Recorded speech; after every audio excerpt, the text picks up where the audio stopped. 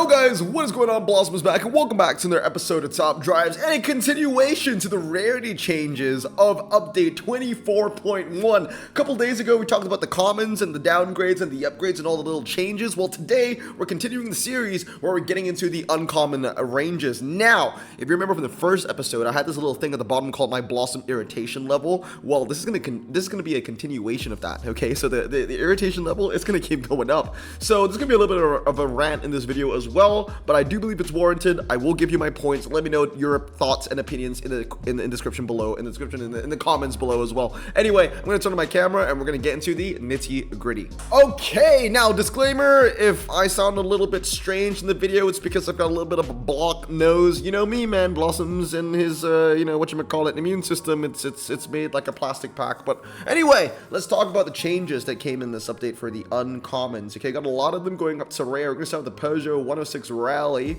bit of a surprise. Suzuki Kera, also a bit of a surprise. Mitsubishi Galant, bit of a surprise. One thing that I want to do is I want to predict the cars that are going up in rarity for the next couple ones, like for the rares going up and the uncommons going up. I want to see how many of them I get right, because there are a lot of surprises here. The only one where I expected for the uncommon to go up to rare would be the Mitsubishi Pajero Field Guard. That is the only one in this page. The Pajero Field Guard was incredibly dominant for the off-road niche for the uncommon level, and it was beating a lot of the rares as well. So I kind of get that. Like, I understand why it went up to rare.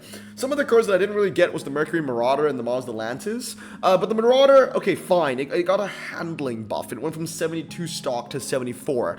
Sure.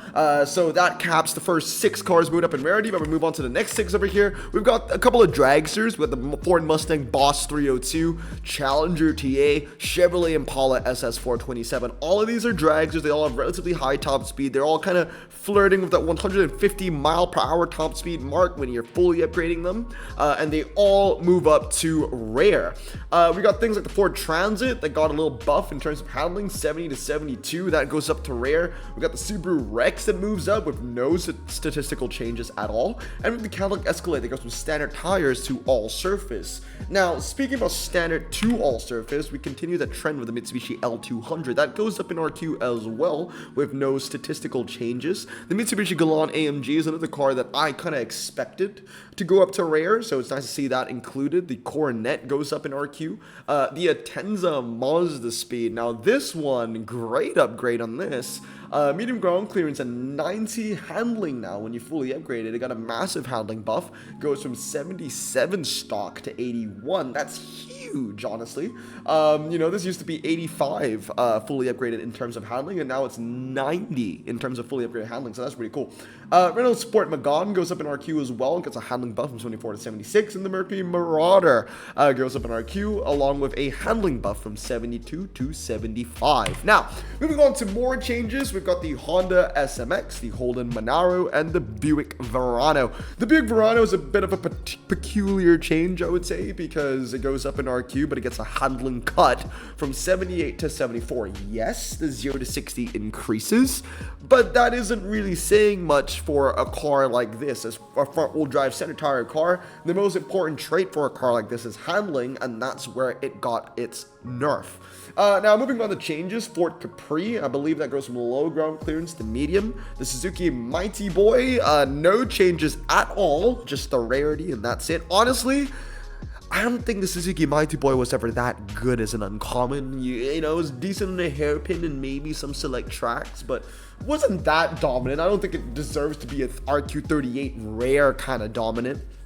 Then with the Ford Fiesta RS 1800 as well, that goes up from uncommon to rare, but that's because it goes from low ground clearance to medium ground clearance, and rightly so.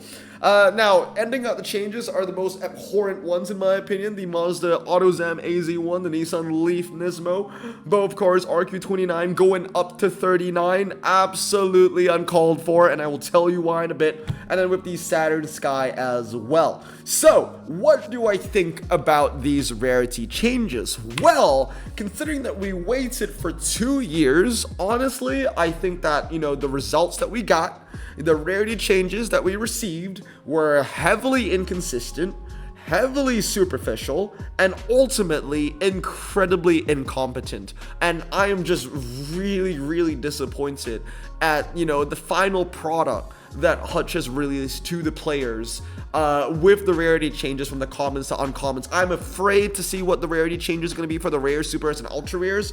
An optimist might say that, okay, let's give Hutch the benefit of the doubt. Maybe they've learned from this. Maybe the rarity changes for the next couple of, rarities are going to be a lot more consistent.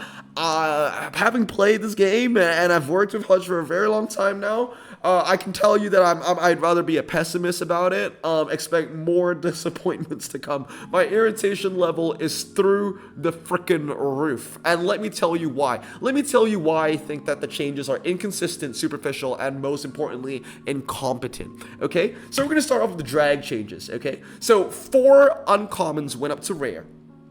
In terms of the rarity changes, right? We got the Ford Mustang Boss 302, the Coronet Challenger, and the Impala, as you can see to the left of your and my screen. One car that Hutch just completely forgotten to upgrade was the Ford Mustang Boss 351. And honestly, if you asked me, what was the uncommon that needed to go to rare the most in terms of that drag rarity, I think me and a lot of people will say Ford Mustang Boss 351. That is the number 1 uncommon that needs to go up to rare. Number 2, I might say Ford Mustang Boss 302. Number 3, I might say Maserati Mistral. But never would I say the Coronet, the Challenger, or the Impala. Also shout out the Coronet and Challenger. They both used to be rare when they were introduced into the game. They went down to uncommon, but now we've just gone full circle, right? They've just gone back up to rare again. Whatever, man. It's ridiculous. I don't understand. So this is the first sign of, inconsistency. They want to buff dragsters, but they don't do a full job. They don't go the entire distance, right? They would max, they would upgrade a handful of dragsters that were uncommon, but they'll leave out some others, namely the most important one in the Ford Mustang Boss. If you don't believe me, have a look at these times, okay? This is an RQ29 Ford Mustang Boss. I've also thrown in the Mistral, and it goes up against the Coronet, the Challenger, and the Mustang Boss 302. I forgot to put in the Impala, but the Impala doesn't fare much better. The Ford Mustang Boss 351 has always been, before this update, before the rarity change, and after the rarity change, the Mustang Boss has always been the best for quarter mile, half mile, 0 to 100, hill climb, ocean shore drag, you name it. It's ridiculous. And the Ford Mustang Boss 302 was always the best for 0 to 120 and the 1 mile. Then the Mistral was always the best for test bowl. I know I've not updated Blossom Choice in a long time, but if I did, I would tell you that the best possible cars would be the Ford Mustang Boss 302, the Boss 351, and the Mistral when it comes to drag meta, when it comes to uncommon. And out of those 3 cars, they buffed one of them and 3 others that we didn't ask for, or at least 3 others that I didn't expect to go up in rarity, but they left the Ford Mustang Boss and the Mistral behind. And I just don't understand that. Like, why?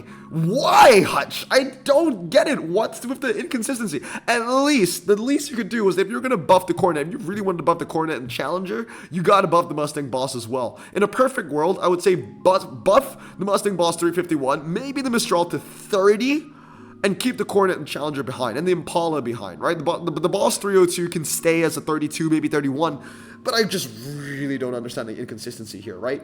Now, ladies and gentlemen, talking about the inconsistencies around the dragsters is just the first point that I want to make today. Now, let's move on to the next case study, which are the Nissan Leaf Nismo and the Mitsubishi Galant. Now, inconsistency is what I want to talk about as well. These 2 cars, before the rarity change, were the upper echelon of uncommon cars, right? They were the king of their own niches, all right? If you play clubs, if you have Blossom Choice memorized, it's very easy. Nissan Leaf Nismo used to be the best City Street medium uncommon, Mitsubishi Galant best City Street small uncommon. They came hand in hand. Whenever you needed to use a medium ground clearance car for the uncommon niche, I would always turn towards the Nissan Leaf and the Mitsubishi Galant. And those 2 cars, I think they kind of tanked. They're very close in RQ in terms of performance. They are pretty competitive within each other. So, them being the same RQ makes sense. So before the rarity change, when they were both 29, I understood that. I didn't understand the fact that they were uncommon. I think they should have gone to rare, but them being very close in RQ made sense. And now the new rarity change, you're telling me that the Leaf Nismo is 39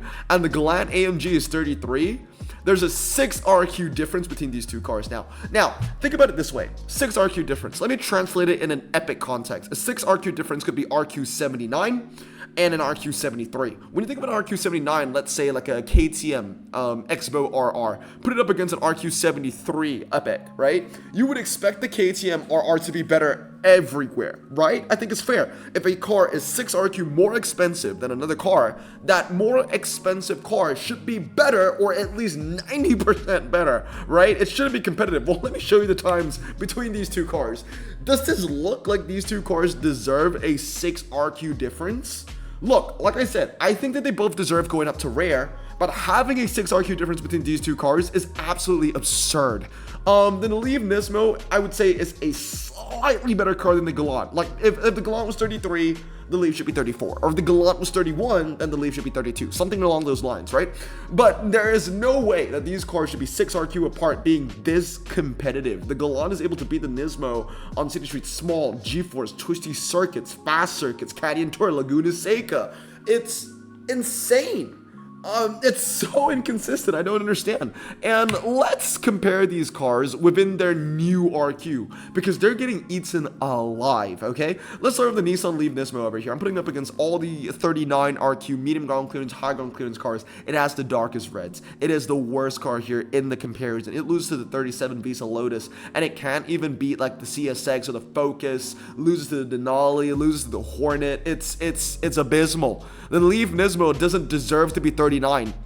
Look, out of two things, not both of them need to be true, okay? I think the Leaf Nismo deserved to go rare, and it went rare, but it doesn't deserve to be a 39. It's a low range rare at best, maybe a 33 or something like that. Now let's look at the Galant AMG as well. Even as a 33, it's not very competitive. The thing that made it shine for the uncommons, the thing that made it quote-unquote overpower, was because it was the best uncommon that you could use for the City Street Small, but now it's the worst one here. It loses to the freaking Mercury Marauder, for crying out loud.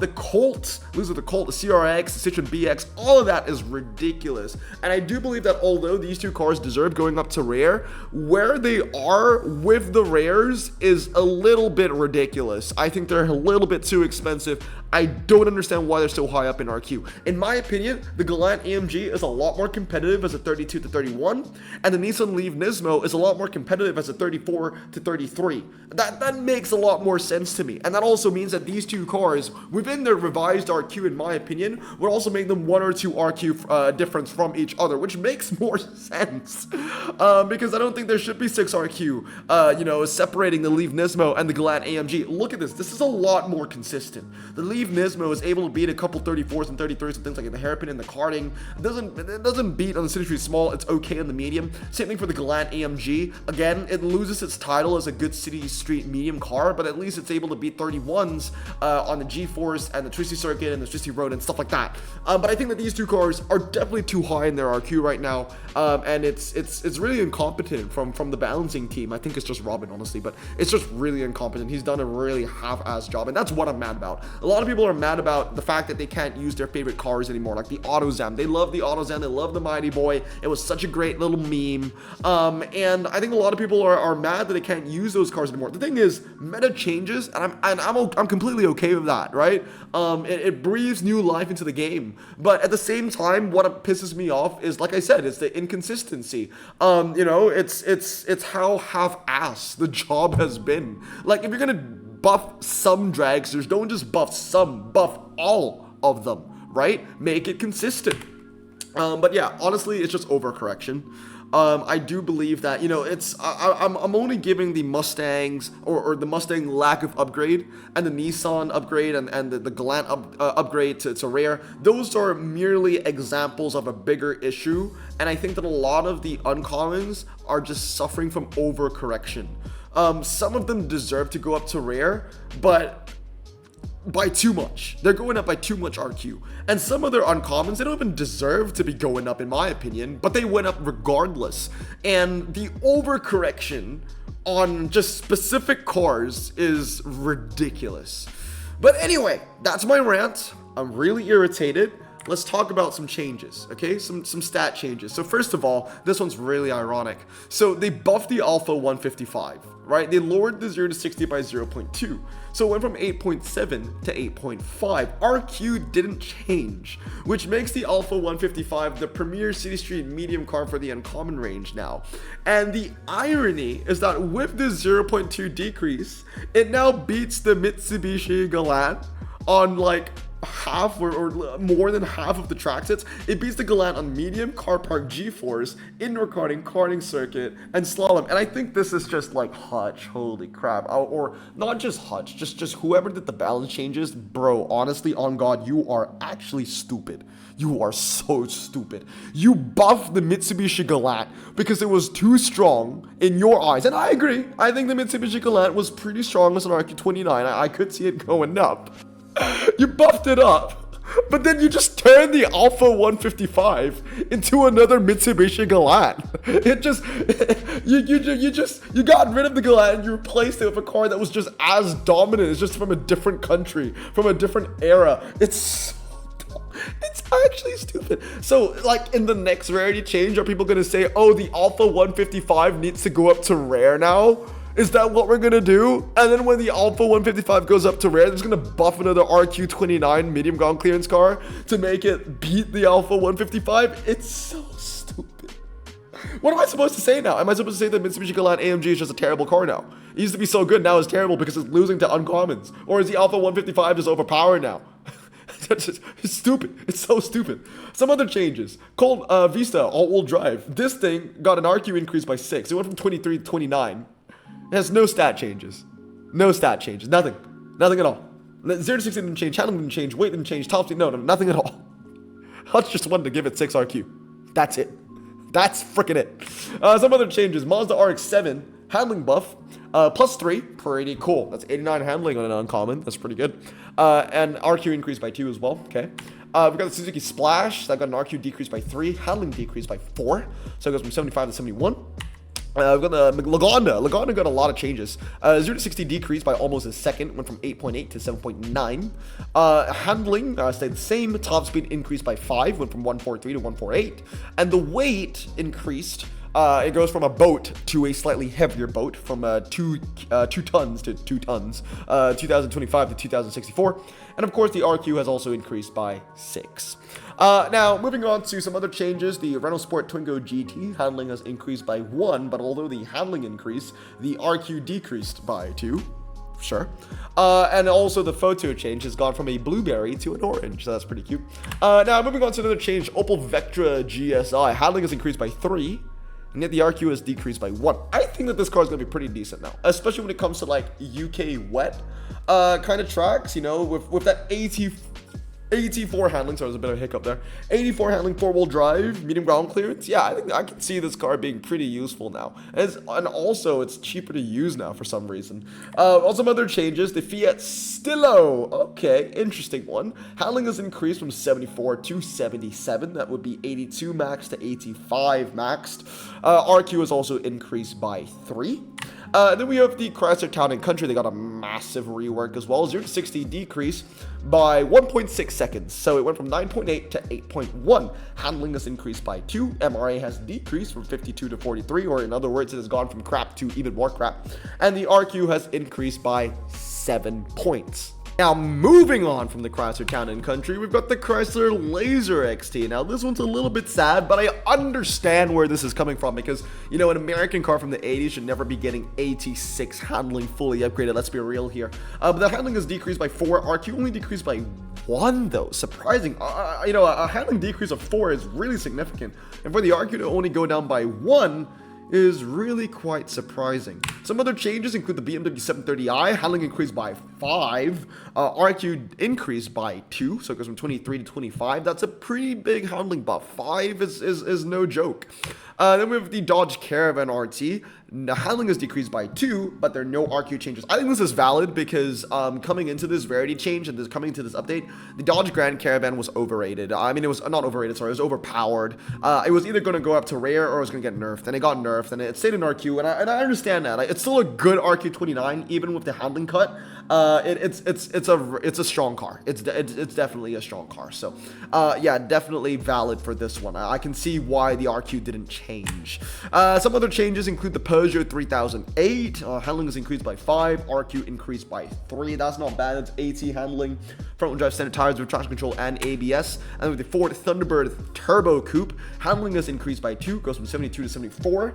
The 0 to 60 has increased by 0.1. It goes from 7.9 seconds to 8 seconds, and the RQ has also increased by 3, going from 26 to 29. And that wraps up all of the uncommon upgrades and changes that I deem significant to myself. Obviously, this video doesn't cover every single uncommon changes. I think there were things like the Chrysler 300H that got a handling buff from like 57 to 62. Wow, who cares about that? You're never going to use a Chrysler 300H for anything with a turn anyway, so I don't think that that car has really affected anybody. But yeah, overall, guys, those are the changes for the uncommons, the ones that I deem significant. What do you think below with my personal opinions on what I think about the changes to things like the Leaf, Nismo, things like the Galant, all the cars I talked about earlier, all this overcorrection bullshit, right? Like, what do you think about all this? I think that Hutch did a terrible job. We waited 2 years for this. 2 years. And this was what we got. I think it's abysmal. But anyway, guys, that's going to be it for today. I hope you guys have a great day. I'm going to stay safe, wash your hands, and blossom out. Peace.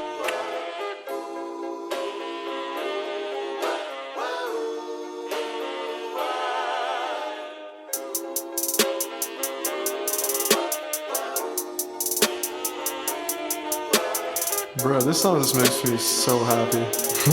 Me too. Imagine being Asian in the 50s, looking nifty, leather jacket, looking sleek, look like Presley, look so deadly. Got a jukebox back at home, feeling jazzy, turn it on and play it slow, like the movies with the ladies. They so fine. Imagine being Asian in the 50s, looking nifty, leather jacket, looking sleek, look like Presley, look so deadly. Got a jukebox back at home, feeling jazzy, turn it on and play it slow, like the movies with the ladies. They so fine. Sit back, relax in my Bonneville Pontiac. Hold tight all night, cruise to Jacksonville.